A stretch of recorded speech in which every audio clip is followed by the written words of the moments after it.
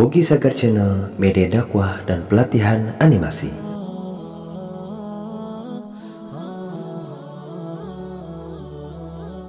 Assalamualaikum warahmatullahi wabarakatuh. Apakah impian Brother Sister Villa? Menikmati liburan yang santai dan menenangkan? Menjelajahi destinasi yang menyenangkan hati? Atau apakah brosis ingin memiliki gadget atau barang yang branded? Kenikmatan dunia bisa sangat membahagiakan. Namun, apakah bahagia selamanya? Memang benar manusia membutuhkan kesenangan. Inilah sebabnya mengapa gaya hidup tidak pernah cukup memenuhi keinginan.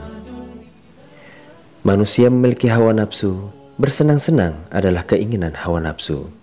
Bila kita tidak bisa menahan hawa nafsu, justru kerusakanlah yang akan terjadi.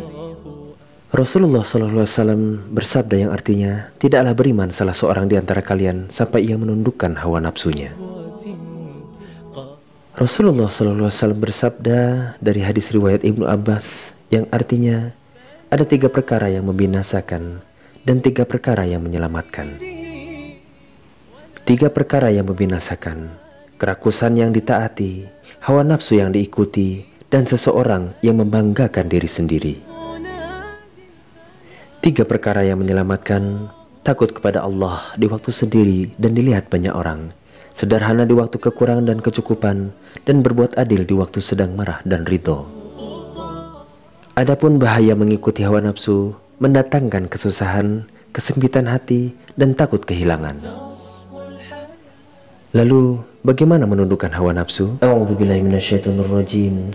Wa amma man khafa maqama rabbih wa nahan nafsa 'anil hawa fa innal jannata hiyal ma'wa.